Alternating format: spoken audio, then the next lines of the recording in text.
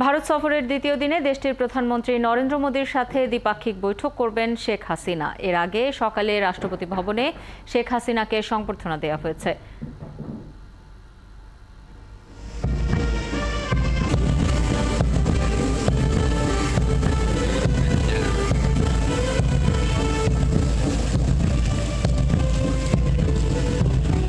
সকালে রাষ্ট্রপতি ভবনে তাকে লাল গালিচা সংবর্ধনা এবং গার্ড অফ অনার দেওয়া হয়। এ সময় বাজানো হয় দুই দেশের জাতীয় সঙ্গীত। প্রধানমন্ত্রী রাষ্ট্রপতি ভবনে পৌঁছালে তাকে স্বাগত জানান নরেন্দ্র মোদী। সেখানকার আনুষ্ঠানিকতা শেষে শেখ হাসিনা রাজঘাটে মহাত্মা গান্ধীর সমাধিতে শ্রদ্ধা জানাতে যান। দুপুরে হায়দ্রাবাদ হাউসে যোগ দেবেন নরেন্দ্র মোদীর সঙ্গে বৈঠকে। দুই দেশের সম্পর্ক আরও মজবুত করতে সই হবে বেশ কয়েকটি চুক্তি এবং সমঝোতা স্মারক। 2 দিনের সফর শেষে রাতে দেশে ফিরবেন প্রধানমন্ত্রী। প্রধানমন্ত্রীর সফরের আরও খবর নিয়ে আমাদের সাথে যোগ দিচ্ছেন সহকর্মী ঝুমুর বাড়ি। ঝুমুর, এখন প্রধানমন্ত্রী কোথায় অবস্থান করছেন, তার কর্মসূচি সম্পর্কে বিস্তারিত জানাবেন। শাওন, ধন্যবাদ আপনাকে। প্রধানমন্ত্রী এই মুহূর্তে তার যে হোটেলে তিনি অবস্থান করেন সেইখানে তিনি রয়েছেন, কারণ সকালে দুটো কর্মসূচি ছিল। একটি সম্পর্কে আপনি বলছিলেন, সকালে তাকে গার্ড অফ অনার দেওয়া হয়েছে এবং এরপর তিনি রাজঘাটে গেছেন মহাত্মা গান্ধীর স্মৃতি বিজড়িত, সেখানে শ্রদ্ধা জানিয়েছেন। এখন জন্ম সনদ দিয়ে খোলো বিকাশ স্টুডেন্ট অ্যাকাউন্ট, নিজের বিকাশ নিজে কর।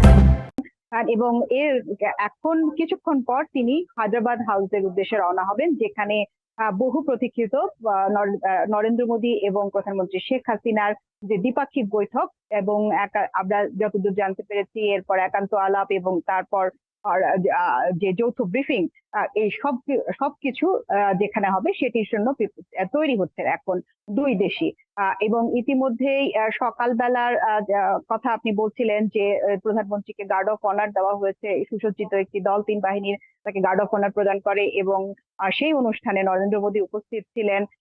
তাকে উষ্ণ অভ্যর্থনা জানানো হয়েছে প্রধানমন্ত্রী শেখ হাসিনাকে এবং নরেন্দ্র মোদী তার ক্যাবিনেটের অন্যান্য মন্ত্রীদের সাথে শেখ হাসিনাকে পরিচয় করিয়ে দিয়েছেন এবং আমাদের প্রধানমন্ত্রীর সাথে যে মন্ত্রী পরিষদ এবং একই সঙ্গে সাংবাদিক বৃন্দ গিয়েছেন তাদেরকেও প্রধানমন্ত্রী শেখ হাসিনা নরেন্দ্র মোদীর সাথে পরিচয় করিয়ে দিয়েছেন একে একে।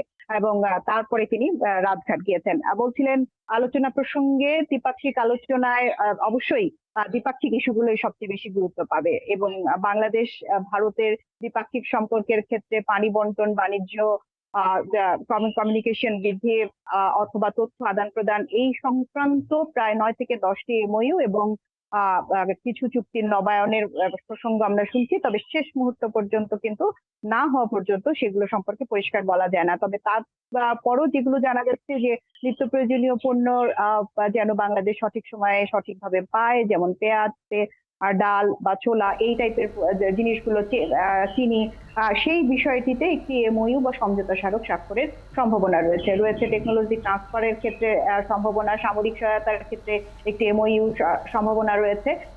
এইরকম বেশ কিছু এমওইউর কথা আমরা ইতিমধ্যে শুনতে পেয়েছি।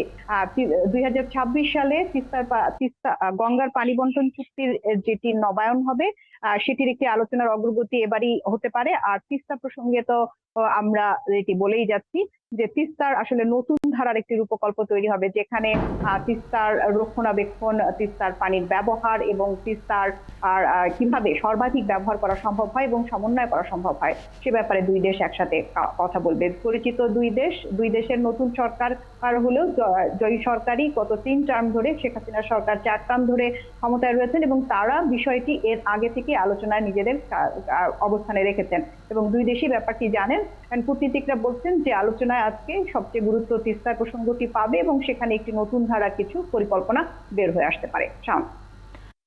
অসংখ্য ধন্যবাদ ঝুমুর বাড়ি। খবর রাখতে থাকুন। পরবর্তী সংবাদ সংযোগগুলোতে আবারও আপনার কাছে আমরা ফিরবো। আমাদের সাথে সহকর্মী ঝুমুর বাড়ি যুক্ত হয়েছিলেন দিল্লি থেকে।